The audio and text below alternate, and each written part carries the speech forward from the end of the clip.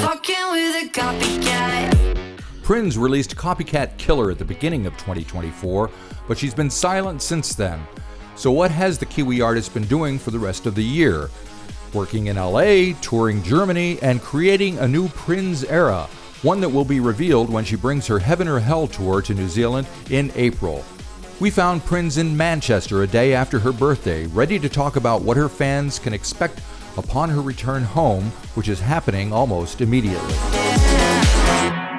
I'll be back in Auckland for a few days, and I'm going down to Christchurch for a schools tour for about 2.5 weeks. We're playing in 3 schools a day for 2.5 weeks, it's a lot. Right. And then we'll be into Christmas, festival season, new music, and then the tour in April next year. So lots going on. Yep. All right. So let's skip ahead to the tour in April, because I think that's why we're here and what we want to hear about. So what I've written down somewhere where I said, or somebody has said, it's going to be your most daring and captivating. What does that mean exactly? Absolutely. Well, look, I played, the last headline show that I played was in Christchurch in March this year. And it was the first time that I'd really moved out of playing smaller club shows into, proper venues where you can scale up production. And, it was my first lighting show. I added, choreography and dances and the whole thing. So I tested it out. I guess you could say I trialed it in Christchurch earlier in the year, and it went really well. And now I'm just looking to push that even further. And with a whole new project of music on the way as well. We're building a brand new show when I get back to New Zealand in a couple of weeks. So it's we're really pushing the boundaries and trying to do it in Auckland, Christchurch again, and then Dunedin as well. So yeah, lots of exciting things going on. So when you're thinking about presenting this new show and new music, do you kind of keep it in the back of your mind how your existing fans are going to react to this stuff? Is that a worry, a process, or? No, I honestly don't really. I think I've shown little elements of that already with the shows that I've been doing, maybe for the last sort of year. But it was very early stages, and I was kind of learning how to, like, the choreography is a big part of it. Like, I have a huge dance background, and so finding ways to incorporate that into the show without just making it a dance show was something that I really wanted to trial and push, because I also still have the live band as well. And so I just wanted to make it quite a dynamic and fun show. But it seems to be the case that my fans really seem to enjoy that. And I think they enjoy having both of those elements there. And so I'm just looking at just making it bigger and better, basically. Cool. Sounds exciting. So since we're coming to the end of 2024, how was the year for you? It's been an interesting year, to be honest. The title of the tour, Heaven or Hell, kind of sums it up for me. Yes. I really haven't really taken any time off releasing music since I started back in 2019, I think. And I feel like I was sort of forced to take a break this year. Doing pop music, and especially doing electronic music, it's not that prevalent in New Zealand. And so finding people to work with in terms of producers and songwriters, that there's not really a lot of options here in New Zealand. So I decided to go to LA for the first time in February this year. And I kind of spent 2 weeks there sort of trialing it out and seeing what it was about. And it just clicked for me straight away as soon as I went there that I really needed to spend some time focusing on my songwriting. And, I'd spent a lot of time working on the live show, and that was really fun and kind of easier for me, just based on my experience. And so I really needed to kind of just turn some attention to the songs. I felt like I was lacking a little bit. And so, yeah, it's hard. Like, I've been wanting to release a lot of music this year, and I've kind of I feel like I've sort of been forced to just take a break and really spend some time working on that. So yeah, it's been hard. It's been torturous a little bit, but I think it's for the best. Okay, cool. So what happened after you spent some time in LA and getting? Well, honestly, after that 2 weeks there, I booked my flights back straight away, and I went and I spent 5 weeks there in May, and then I spent another 5 weeks there in sort of September-ish this year. So I think I've been in LA for maybe 3 months of this year, Right. just connecting with new people, working on songwriting, and just really developing my project, banking a lot of demo songs, and just kind of, we call it like turning the tap on and letting the dirty water flow until the clean water comes out. That's what we like to say. So yeah, just really banking some songs, and instead of just writing and then having to put something out because I don't really have anything else to fall back on, I've really just spent a lot of time making sure that what I'm putting out next is that much more of a step above what I've been doing. Uh-huh. All right. So pushing yourself a bit. Yeah, a lot. Is that, A does lot. that come natural for you? I think songwriting hasn't come as naturally for me. I'm definitely much more experienced in the live world, so But it's do you normally push yourself to do the things that are tough for you, or you try to get out of it, like most no, people I do? definitely push. No, I definitely choose the difficult route all the time. Oh, good idea. So it's been good. I've really enjoyed it, but it's definitely been challenging for sure. Uh-huh.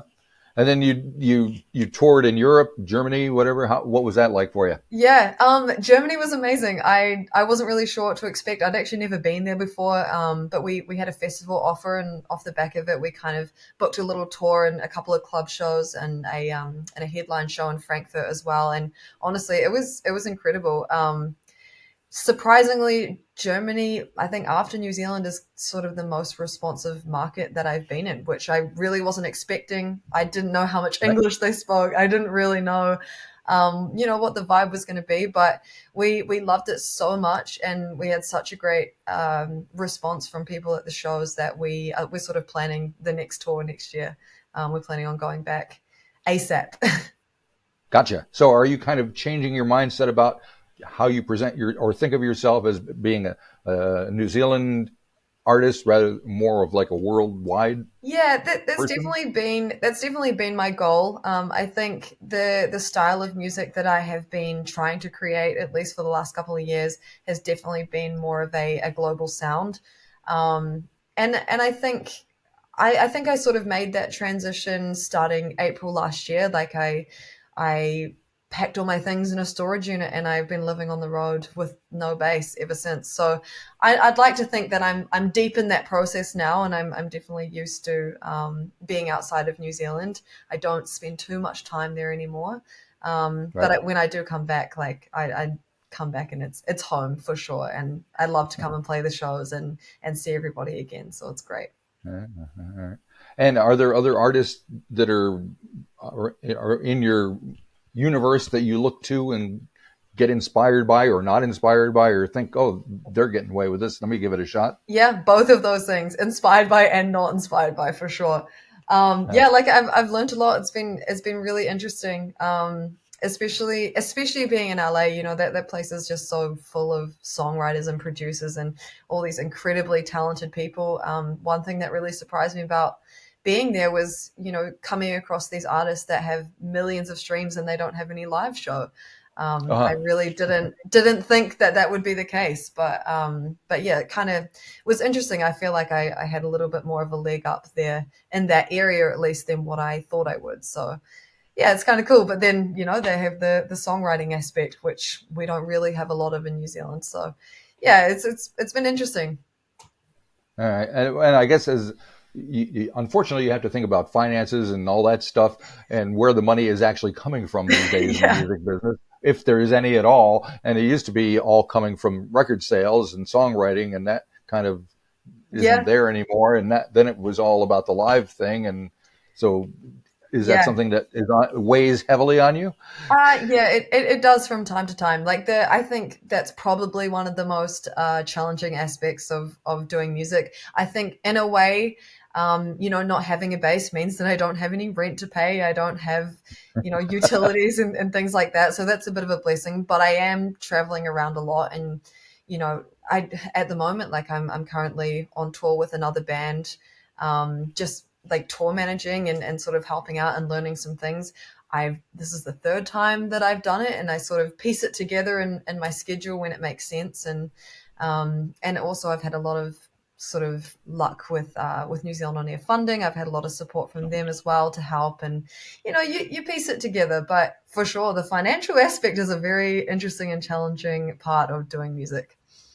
All right. So getting back to the shows in April, it sounds like it's going to be a big deal with lots of people involved, dancers, and so. Yeah. How, with that, the kind of expense in mind, how many people are involved? How big of a deal is it for you to put these things on? It is a really big deal. I'm doing these shows completely independently, which is an interesting risk to take. Yeah. But I feel really positive about it. Like myself and my manager, who is also an audio engineer, he's got tons and tons of experience. Between the two of us, we were able to put on the show at the James Hay in March, and we just did that with our team. And I have a really, really great team around me, and we sort of take on board all the different tasks, and we plan ahead, and we really spend all day and all night working on it, but it's so worth it. And so we're just going to be doing the same thing again and scaling it to Auckland and to Dunedin. But yeah, it's always a risk, but we run the numbers, we put the time in, and we make sure that we're as safe as we possibly can be. Gotcha. All right. Well, it's all very exciting, and you got to enjoy coming to New Zealand and coming home for the holidays and stuff. So that'll be something to look forward to. Yeah, as well, right? It will be nice. I've been away for quite a wee while now, so I'll be looking forward to coming back and breathing for a minute. If you enjoyed this episode of the 13th Floor's Music Talk series, please be sure to subscribe to the website or to the YouTube channel. Follow us on Facebook or Instagram and wherever you find your podcasts. There's a whole lot more to discover.